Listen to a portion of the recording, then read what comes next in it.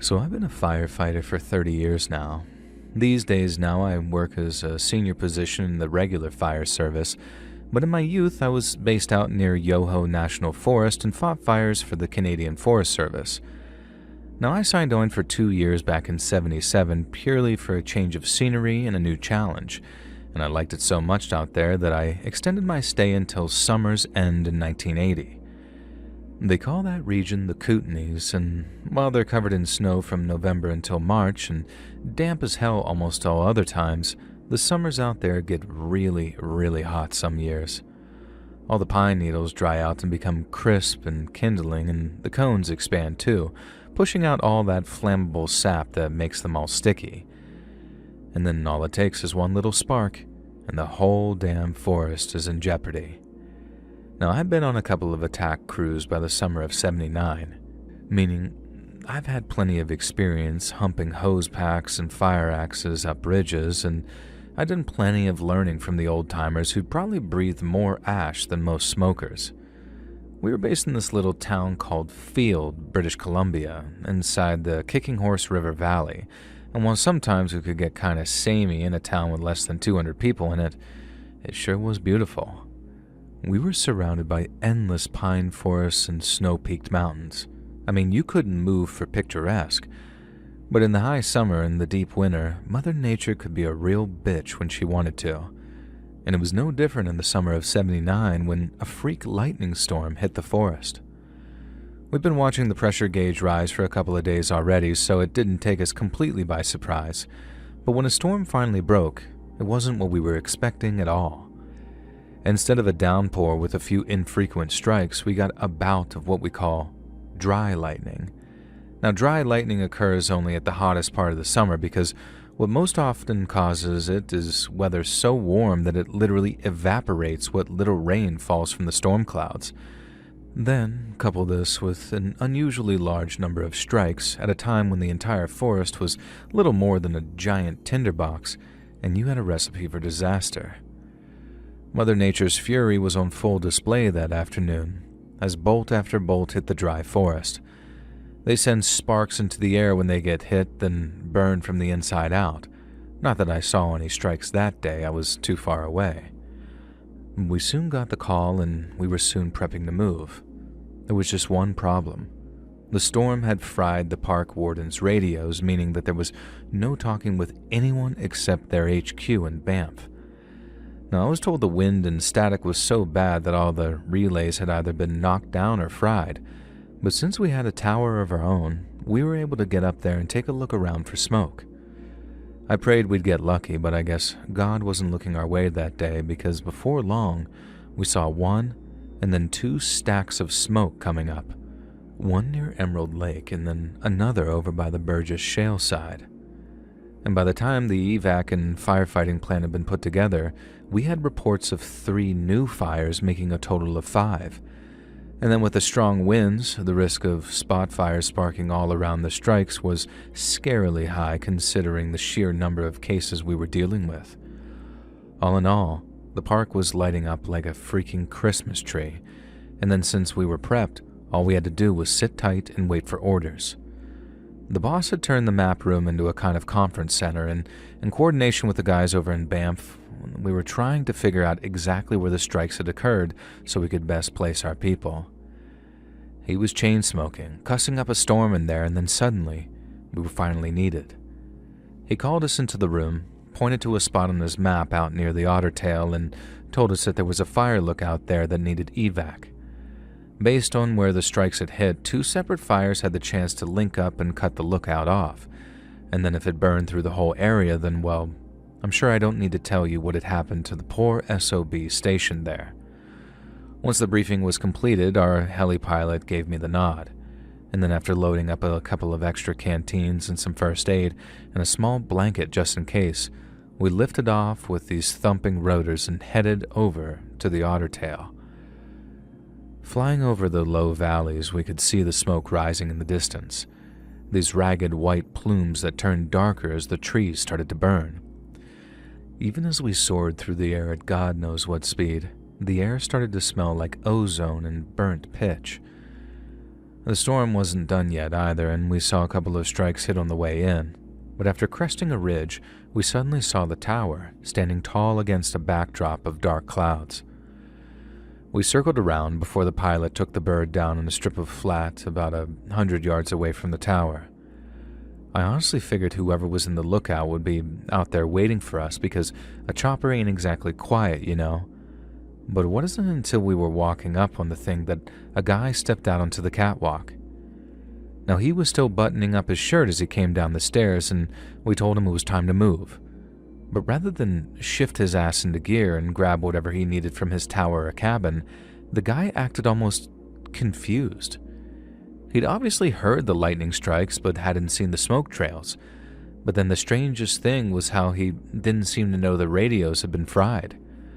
I remember one of my team asking him, "Haven't you checked your radio recently?" To which the lookout indignantly replied, "I was taking a nap. Have you tried sleeping out here in the summer without AC?" He made a fair point, I guess. It was hot as hell during that summer. Then rather than argue with little stuff, we just told the guy that we were there to evacuate him and that we needed to get moving ASAP. But then, and this stopped me dead in my tracks, he asked us, "Where are you taking me?" And the response was kind of obvious, and the guy who asked him if he was good to go told him, "Regional headquarters and field. Where the hell else would we take you?" And the lookout suggested that we might take him to a hospital to get looked over, but since there was nothing wrong with him, that was never our intention. But again, we were getting held up on small details instead of doing the thing that we needed to do, and so I personally asked if he needed to collect anything from the tower or cabin. But this question seemed to get the strangest reaction of all. Instead of saying, "Oh sure, I'll go grab my stuff," he said that he didn't need anything, to which all three of us were like, "You were staying here for weeks and weeks, but you didn't bring anything remotely precious with you?" But no. The guy had no pictures of family, no old books or journals, no musical instruments, nothing. And I'm telling you, almost half of all fire lookouts take a guitar or banjo up there, thinking that they're going to head up there an amateur and finish the season playing like Alex Lifeson. But not only did our guy have nothing worth taking with him, but he did not seem excited on the idea of us entering the lookout tower. I personally asked him if he wanted me to run up and grab anything to save on time, and he just is like, No, really. It's a mess up there. You don't have to." It didn't matter to me. We were going for speed after all, but then I mentioned how Raj, the assistant chief, would be pissed if we didn't get him back safe and sound. But that's when the guy said something like, Yeah, Roger's got a real temper on him, huh?" Now, it was only me who heard it, and I guess this requires a little explanation on my part, and so here goes. Now, the assistant chief warden at the time was this Sikh guy named Rajesh, or Raj for short. But the lookout said Roger, as in Roger Rabbit. And this had me asking, who the hell is Roger? And right away I could smell bullcrap because I watched him come up with an answer right there in front of me like, Roger's the guy I talked to when I started. But he clearly just misheard me and was now thinking on his feet, at which point I'm thinking, why lie? Now we're just kind of standing around doing nothing by then, and I remember our chopper pilot calling out, "Come on, let's go already." But then as we're walking back towards the landing zone with the chopper's rotors starting up again, my suspicions about our lookout boiled over. Now he didn't want us entering the lookout. He didn't know Raj, who I knew for a fact interviewed all the civilian lookouts, and he didn't seem to know that the Parkside operation was based in field either. At which point I'm asking myself, who the hell is this guy? And so before we loaded up, and purely for my own peace of mind, I asked the guys to hold tight, saying that I dropped something near the tower and that I just needed to grab it before we left. Now immediately our lookout starts looking shifty, to the point that I'm actually saying to him, "Hey, don't worry buddy, I'm not going in the tower, you can relax." And you know something? He did. He did relax. Well, sort of anyway, and that he went from looking like he was about to chase me down and tackle me to looking like he was content to stay put. But then, the second he realized I lied to him and my foot hit the first step on the way up the tower, I heard, and so loud I heard it over the chopper's engine. "Hey, wait!" From one of my team. I turned to see our lookout sprinting away from the chopper and towards the tree line. My teammates looked confused to the point of being scared, but I knew exactly why he was running. There was something in the watchtower he really didn't want us to see. And while I all but expected it by the time I opened the door of the little cabin atop that watchtower, it didn't make seeing it any easier. Stuffed under the bed, completely naked, and with some kind of cloth or rag shoved in her mouth, was the actual fire lookout, a lady named Jean. And I'm pretty sure that even without that thing in her mouth, she wouldn't have been able to make a sound. She'd been beaten and violated for days by the time we found her, and her level of dehydration alone had her on death's door. She had cracked ribs, broken teeth, all kinds of internal bleeding and bruising, and her face was so beat up that I couldn't even recognize her when next we met and all the swelling had finally gone down. It was lucky that we had the chopper ready to go too, because I'm honestly not sure that she'd have survived if we'd waited for a vehicle to get up there. And trying to carry her would have been a death sentence too, on account of how torn up she was on the inside, I'm sad to say.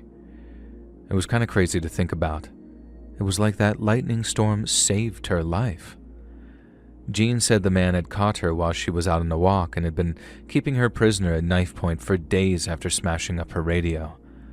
But all the while, the atmospheric pressure rising and rising until the sky started cooking up that incredible display of power it showed us. It was like God was furious and told us to do something about it.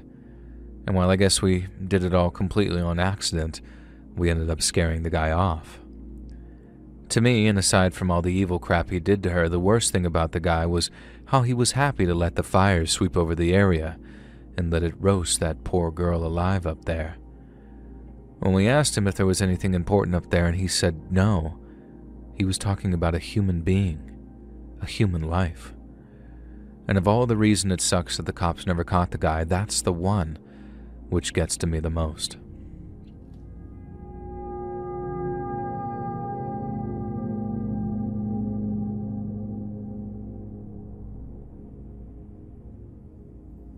Okay, for reference, I'm a 58-year-old woman, but I was 27 during the events I'm about to write about. I hate when people don't make that clear at the start of their story, so I'm leaving this here so everything's easy to picture. Now anyway, I was 27 at the time, and it was the spring of 1994, and my whole life had basically fallen apart. To escape a relationship that turned physically abusive, I had to leave Seattle, and that meant abandoning my waitressing job in the community college that I was attending. I've been living in Seattle for 6 years at that point, and I loved it there. So leaving it behind, along with all the friends and memories I'd made there, was incredibly upsetting, but I knew I had no choice. If I stayed, that guy would have killed me, and that's no exaggeration. I grew up in western Montana, and that's where my mom was still living at the time, so that's where I fled. It was a bittersweet homecoming. Sweet because I hadn't seen Mom in almost a year by that time when I called her, and bitter because I'd returned a failure in my mind. I spent a few days lying in my old bedroom feeling sorry for myself, with Mom bringing me trays of chicken noodle soup like I was some sick kid again. When I was on my feet again, I helped her in the kitchen, we walked our dog together, and then we watched the Golden Girls together until bed. It was great to get to hang out with her, but it was the walks through the Bitterroots that somehow proved the best medicine. Seattle's a green city, but it's a city nevertheless, so I guess being back in the country did things for my soul that I never even knew that I needed. Now, while I was home, I arranged to meet up with an old high school friend that I hadn't seen in almost a decade. Mom mentioned that she was around, so I gave her a call, and we met for some beers one night. It turns out she was working for the Forest Service as part of a trail crew, and when she told me, I felt this instant flash of, well, let's call it friendly envy. Listening to her talk about working the trails had me hanging on to her every word, and at the time, I remember thinking it sounded like the coolest job ever. And then when I mentioned being super jealous, she told me about a vacancy that she knew up at Lolo National Forest. Now, long story short, the Forest Service was having trouble keeping this one fire lookout staffed for the summer, and this was in part due to the fact that it was so isolated. There were two ways to get to the log cabin and watchtower that comprised the lookout. It was helicopter or pack mule. And I guess the reality of living up there in seclusion for an extended period gave people a bad case of the willies because, while trying to get it staffed that year, the Park Service had 3 different people cancel on them. I mean, I get it. The idea of living on the ass end of nowhere for 3 months with nothing but a radio, a propane fridge, and their own thoughts, I appreciate that's not most people's idea of a summer well spent. But at the time, I was already disappearing into the woods for hours at a time with a backpack, a book, and a flask full of coffee, so the idea of actually living up in a lookout tower while being paid to watch for smoke felt less like a job and a whole lot more of that medicine that I mentioned earlier.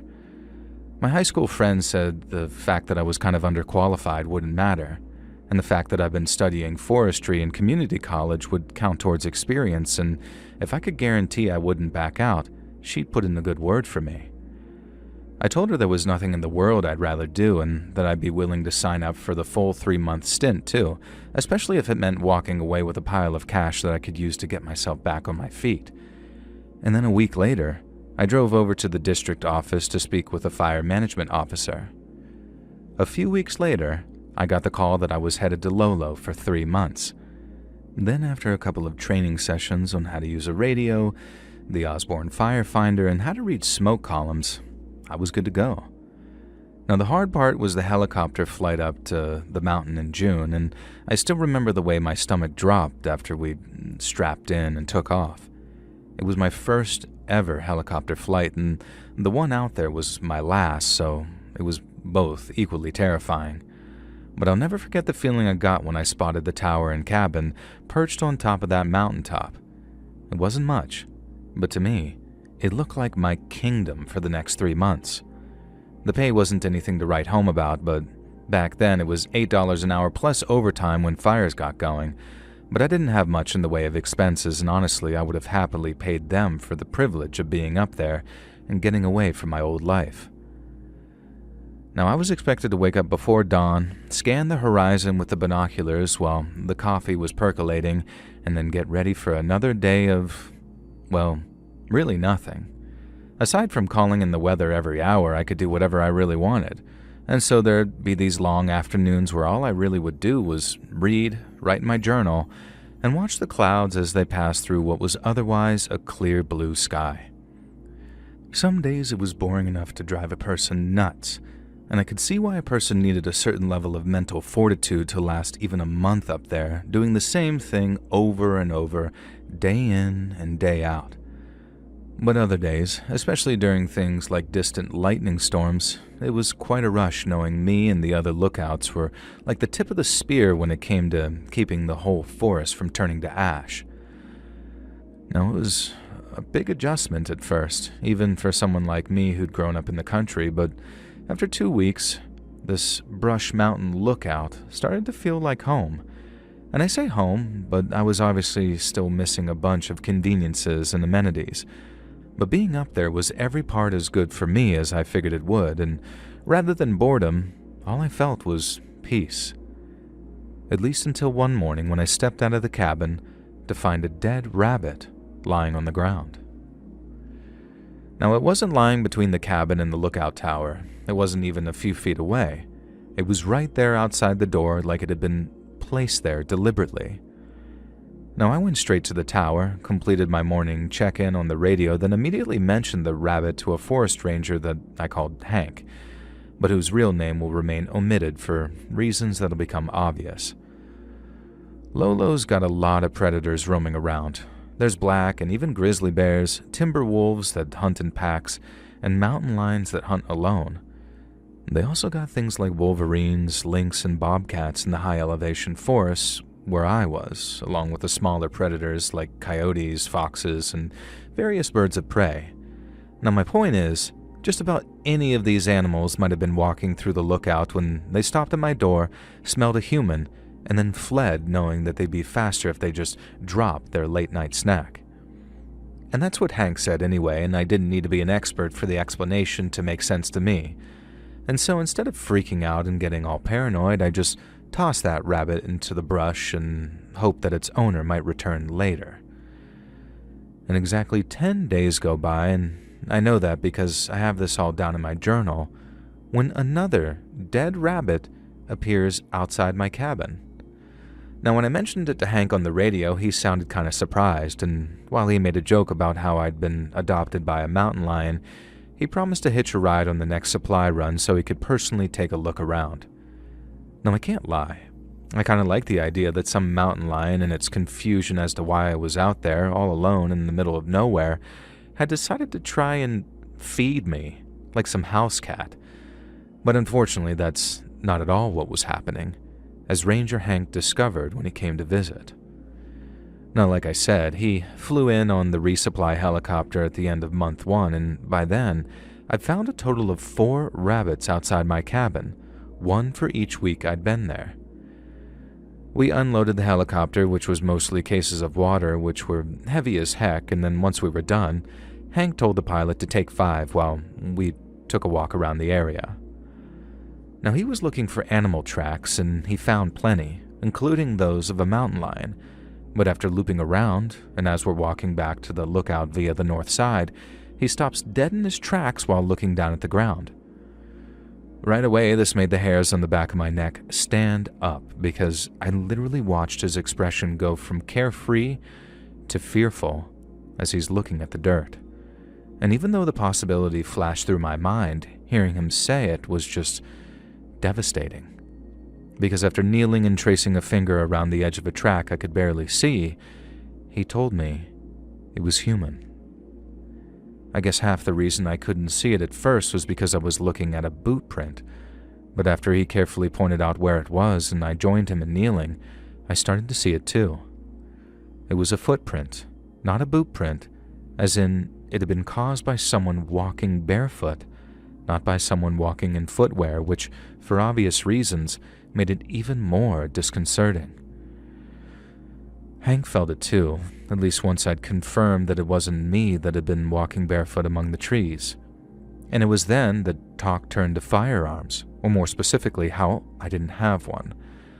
Now, I had a big can of bear spray with me, and I've been told a firearm wasn't essential since the grizzlies don't start turning really aggressive until fall or very late in the summer at the earliest, at which point I'd be gone.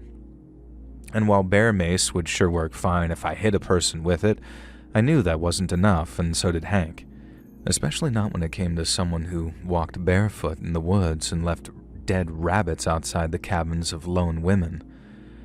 And this is where I tell you why Hank is called Hank here and not his real name, because what he did next was a massive breach of protocol and could have quite easily got him severely reprimanded or even fired. But after asking if I knew how to use one, and quite possibly against his better judgment, he gave me his firearm. Now, I hadn't fired one in about 14 years, but I knew the basics of how to load and fire one, taking a breath, squeezing the trigger, all that stuff. But as he held it out in front of me, I didn't want to take it. Taking it meant accepting that I hadn't been living the life of some Disney princess, being accepted and fed by the local wildlife. It meant a strange man had been walking around the lookout while I slept, probably after spotting and then watching me during daylight hours. Now, it had all these questions whirling around my head like a tornado of panic, asking, how often did he stalk me? Was he close? Was he watching right then? Hank had to bring me back to reality and asked if I was good to go on. Now, he'd happily cover me until they found a replacement, and while it was undeniably an inconvenience, it was considerably preferable to me coming to any harm, but I wouldn't hear of it. I guess I was still sort of in denial or something, because I basically told myself that correlation didn't necessarily equal causation, and just because there was a bare footprint out there didn't mean that it was a person leaving those rabbits. Now, besides, I figured that they wanted to hurt me, they'd have probably tried already, on one of potentially 4 separate visits to that lookout too, and that's assuming it really was a guy leaving the rabbits and not some animal who thought the lookout was a good spot to stash some food. I still took the gun. I'm not completely stupid. I guess I just didn't want to accept the nauseating irony that I'd disappeared into the ass end of nowhere to escape one weird psycho, only to walk right into the hands of another. I mean, it made total sense to me. It was the edge of the Pacific North in the 90s, and of course there was a weird dude stalking lone women and girls in the woods. But at the same time, it seemed so unlikely as to be almost impossible. Now, I didn't fully accept the danger I was in until my gentleman caller made it blindingly and horrifically obvious what his intentions truly were. So, I opened the door of my cabin one morning, and since I'd taken to carrying it everywhere with me, Hank's gun was tucked into my belt. And then the second I opened it, I saw that there wasn't a dead rabbit sitting in the usual spot. It was something else, something wet and fresh looking. I took a closer look on my way to the tower to call it in, and it was clear the pile was made of organ meat. But since I had no idea if it came from an animal or a person, calling it in triggered an immediate and very serious investigation. Hank returned around noon to help, accompanied by another forest ranger who once studied veterinarian medicine before changing career paths and enlisting in the service. And it was her who determined that it was a pile of organs someone had dumped outside my cabin, and that in all likelihood they belonged to either a deer or a moose calf. But that's not what I found so sickening or scary about all of this. It was the fact that the organs, which looked like they'd been torn out of the animal's body cavity, not just cut, consisted of a womb and 2 ovaries, along with various pieces of bloody connective tissues. Now, the lady was completely white in the face as she realized this, not so much what they were, but why they'd been put there. Now, we could safely rule out the possibility of an animal being to blame. I mean, aside from the human footprint, the kind of deliberateness of leaving a womb and ovaries suggested an intelligence way beyond that of anything that moved on 4 legs. But it's what it said, what it suggested, that had the 3 of us turning pale as the lady turned over the pieces of wet flesh, examined them, and then identified them. Hank once again asked if I wanted to throw in the towel, and while these days I'm quite certain that I'd hop on that helicopter without a second thought, back then, things were different. You can call me all kinds of stupid in the comments or whatever, I don't mind. Lord knows that I've said it to myself what must be hundreds of times already, but in the moment, what I felt way more than any fear, which was already a lot, was anger. Like, how freaking far did I have to go to get away from psycho men? The Amazon? The Arctic? The mother-effing moon? Like, all necessary caveats aside, not all men and all that positive stuff, but back then, I stood outside the cabin with the smell of those organs in my nose. I remember shaking more out of anger than fright. I spent the last 6 or 7 years letting some a-hole run me into the ground. From my old bosses to my ex-boyfriend, they made my life hell. One of the promises I made myself after moving back to Montana was that I was never going to let anything like that ever happen again. So if I wasn't going to draw a line in the sand right there, then where the F was I going to draw it? I guess that might sound kinda bat crap crazy, as they say to some people. I sure as heck sounded crazy to me, having just typed it out and revisited that part of myself in my mind, but at the time, that's just how I felt, especially after the little game of swapsies me and Hank played before he and the would-be vet departed. Hank said that he figured I might refuse to leave. I'd been so steadfast in the face of that footprint, so he had no reason to believe that that deer entrails was going to do any different. But since he very much needed to retrieve his service pistol, he brought me a little gift with which to defend myself, and when I saw it, my eyes lit up. Being a country girl, I'd grown up around guns, but I didn't have a lot of experience with things like shotguns or pistols. But what I had done a lot of with my big brother when we were kids was shoot my dad's old .22 out in the woods. Now, he took us out around July 4th every year for about 4 or 5 years. So while I was only mildly comfortable preparing Hank's pistol to fire, I was very comfortable with that .22 in my grip. He said that he'd check it out of the armory on the pretense of some bear sightings, citing the rabbits and the entrails that had been found near my cabin. and there was no way that he couldn't have written anything about a person, not without getting the attention of some higher-ups and potentially slowing the process of getting me what I needed. Now, I was grateful beyond belief, and I'm still grateful for everything Hank did for me, but as you can imagine, despite all my bravado, it still wasn't enough to keep me sleeping easy. Cue all the horror movie cliches here about every gust of wind and twig snap waking me up, but it's true, and I'm not ashamed to say that 22 or not, I was terrified, and I stopped feeling safe in the cabin altogether, knowing that if someone broke inside while I was asleep, I'd have to try and operate that gun while half asleep and in pitch darkness with my heart pounding. And then if they chose to break through the window of my cabin, it could be right there in front of me before I even knew what was happening, which, as all the gun freaks in the comments will agree with me, it is not ideal in a long gun situation. And that, boys and girls, is how I decided to start sleeping in the watchtower. I dragged the cabin's old mattress all the way up there one afternoon before laying it down on the wooden floor.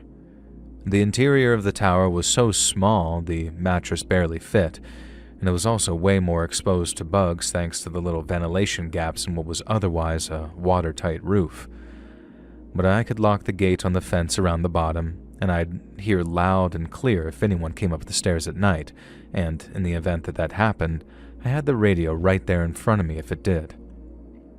And so all in all, it felt a heck of a lot safer than that freaking cabin, where even if you did lock the front door, it felt like it'd break open if you leaned on the damn thing too hard. It was the right move too, but I knew it was, and I just didn't think that it'd fail to fully protect me in the way that it did. One night, I'm asleep in the tower sharing a mattress with the gun when I wake up to this strange sort of squealing sound.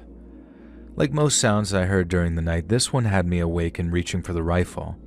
But usually speaking, there'd be this moment of it was just the wind, or it was probably just some animal, because then 5 to 10 minutes would pass without a vent and I'd just end up drifting off to sleep again.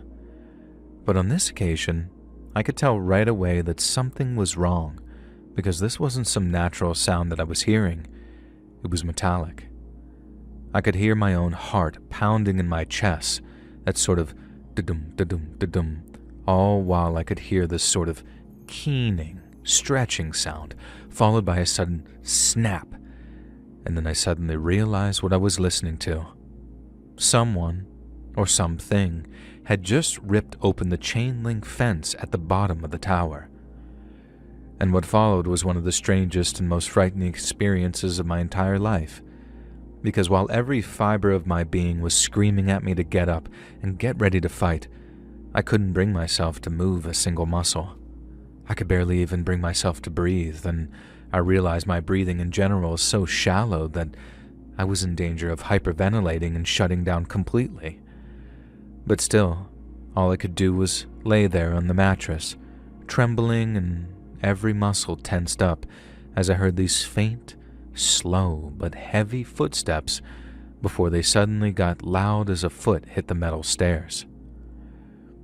The first one hit like a dun, and it was so heavy that I swear that I could feel the vibration of it coming right up the tower, but still I couldn't bring myself to do a single thing other than lay there, gripping the rifle and just sort of hoping it'd stop on its own. And then a thought hit me, and it hit hard. If I wanted to stop, if I wanted to save myself, then I was going to have to do something about it personally. I thought about my ex and about the dead rabbits and then the ovaries, and suddenly, finding my feet wasn't so hard anymore. The footsteps on the stairs stopped once my own started echoing around the tower.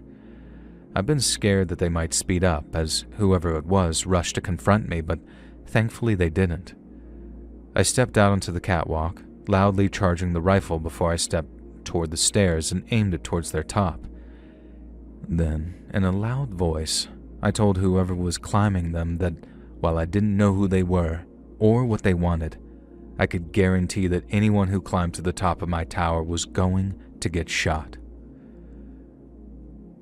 Silence followed.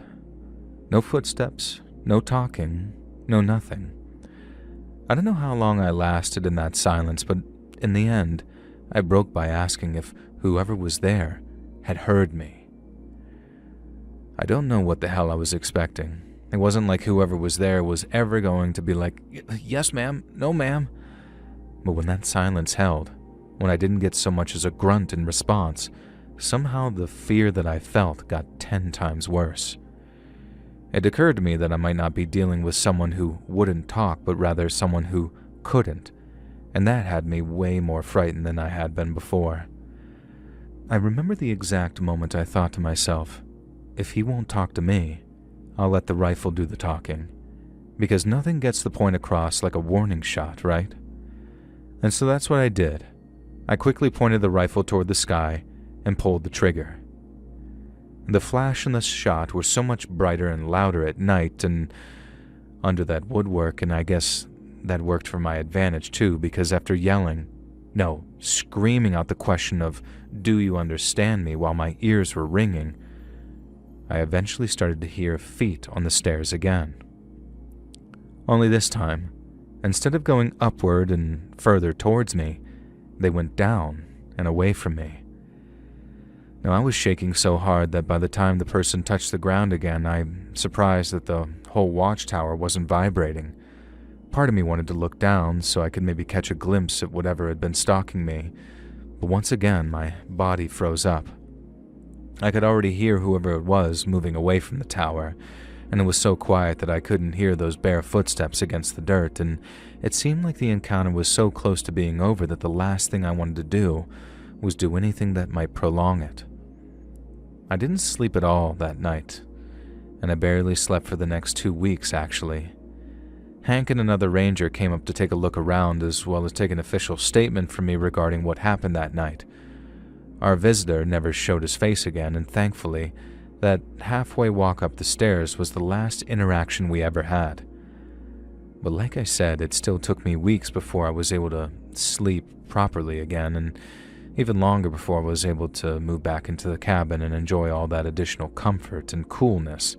The glass box of that tower was like a freaking greenhouse sometimes. Now, I've forgotten a lot of things over the years, and even things that were once precious to me have faded into the background, but I've never forgotten how scared I was, and more importantly, how stupid I was in putting my own life in danger just to prove a point. The world's a cruel place, ladies, and it's full of cruel people too, but not a single one of them is worth risking your health for. The only people worth dying for are the ones we love, and it's our job to make it home in one piece, so we can spend as much time with them as possible.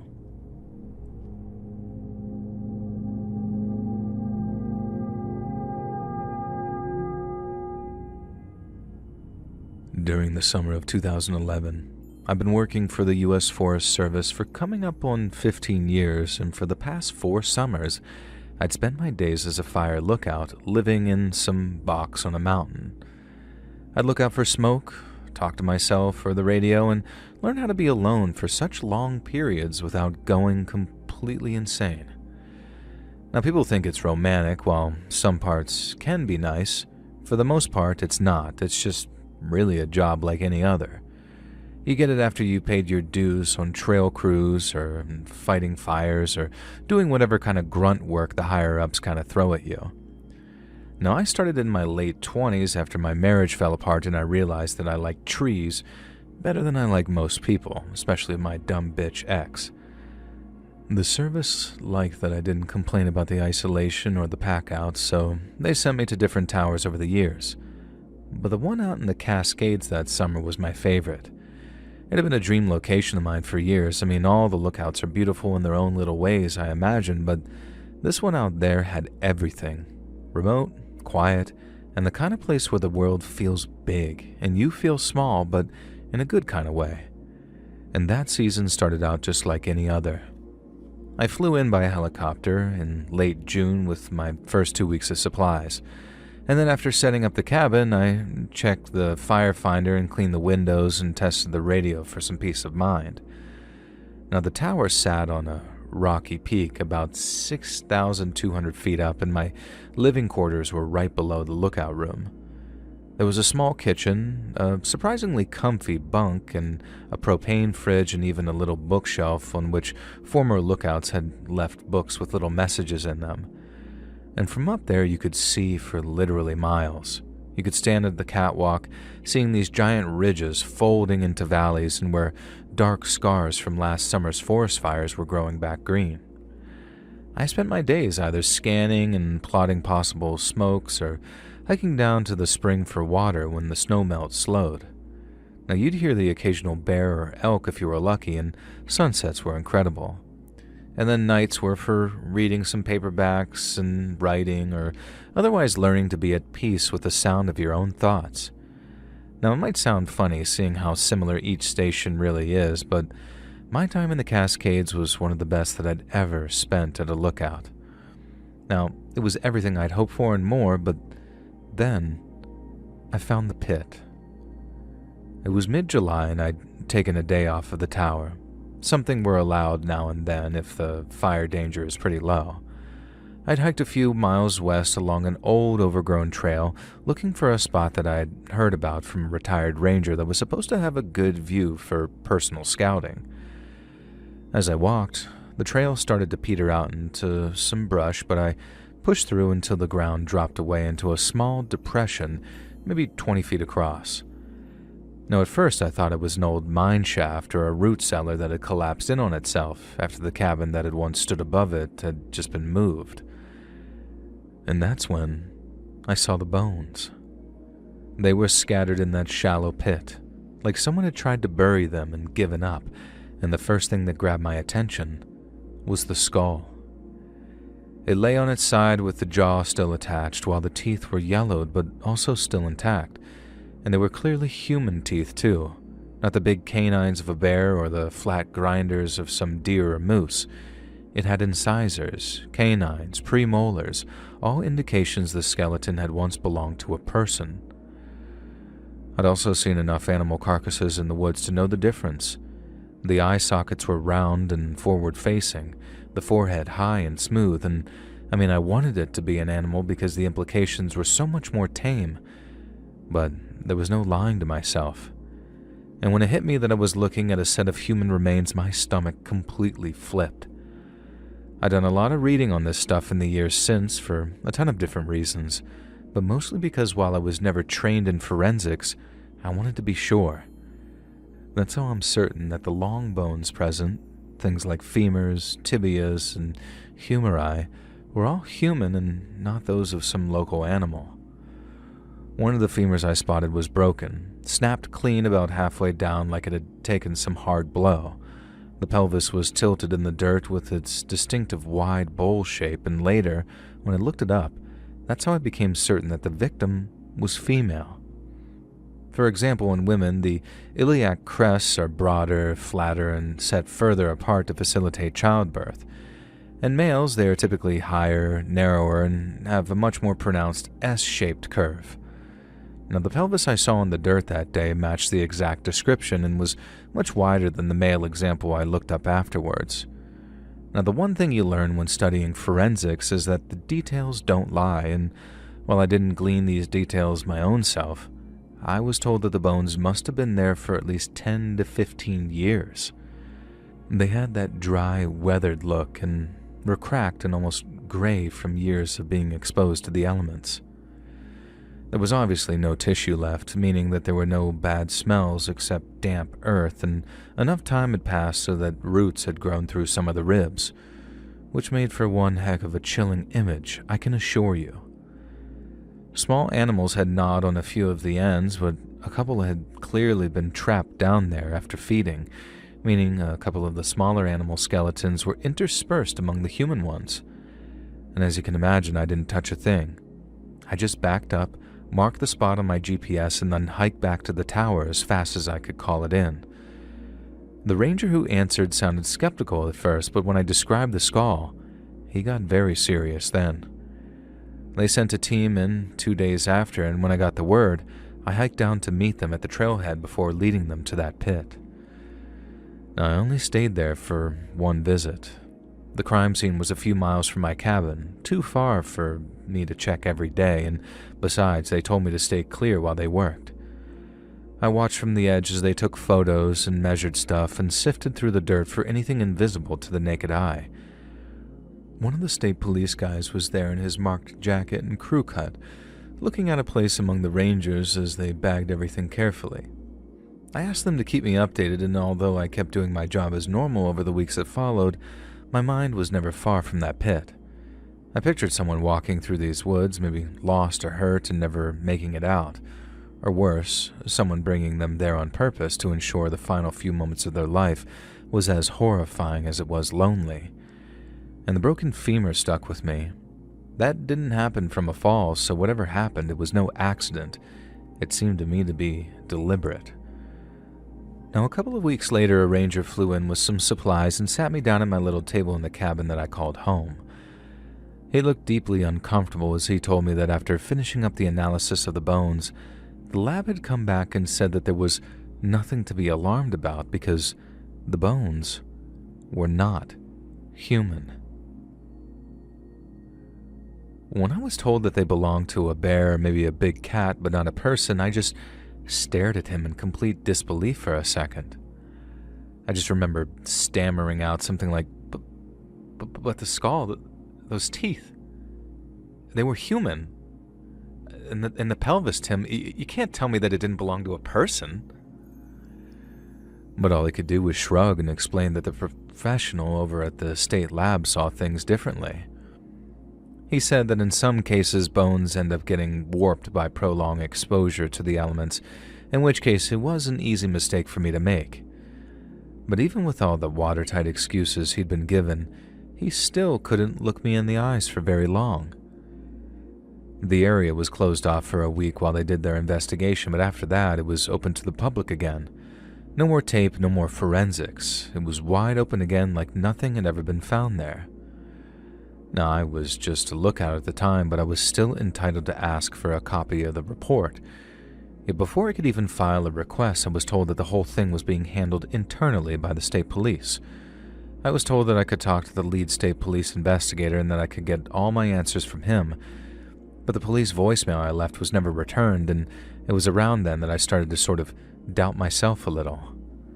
Time and time again, I was told that they weren't human remains and that I just simply made a mistake. But I knew what I saw.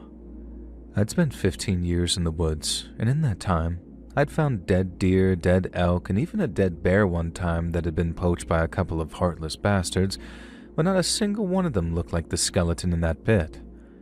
The skull had a suture line across the top, and it had human cheekbones, and the mastoid processes behind the ears indicated that it couldn't have even been a primate skeleton. It was as human gets, I think. Now, it wasn't some deformed bear. Bears don't have chins like that, and their skulls slope back, and while I tried at one point, I truly tried to let it go. At night, I'd pictured that broken femur or the way that the arm bones were splayed like the person had tried to protect themselves. And I knew something was deeply wrong with the state's approach to the investigation. I started writing letters, first to the state police and then to my state representative. I kept them simple and factual, describing the location, the date, and what I observed. And I also mentioned the forensic details I remembered and asked them to reopen the investigation and have an independent lab look at the remains. One of the representatives actually wrote me back a polite letter saying that they'd look into it. But after that, nothing.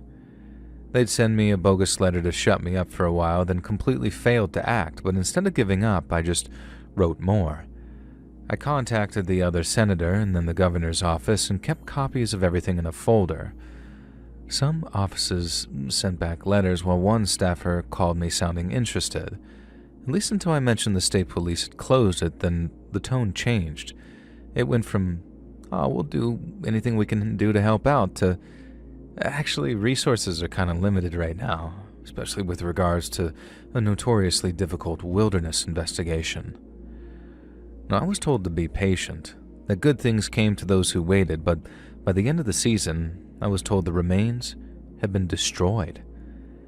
That's standard procedure for animal bones, so cremating them didn't bat any eyelids up or down the chain. But that's just the thing. They weren't animal bones, yet they were destroyed all the same, like they never mattered to anyone, or whoever they did matter to had an interest in seeing them destroyed. Now that hit me harder than anything because If they were just animal bones, why destroy them before anyone else could check? Why not let a university anthropologist have a look? I think I know why, but laying on my theories just makes me sound nuts. I finished that season, then came down the mountain a changed person. The next year they stationed me at a different tower, but I kept writing.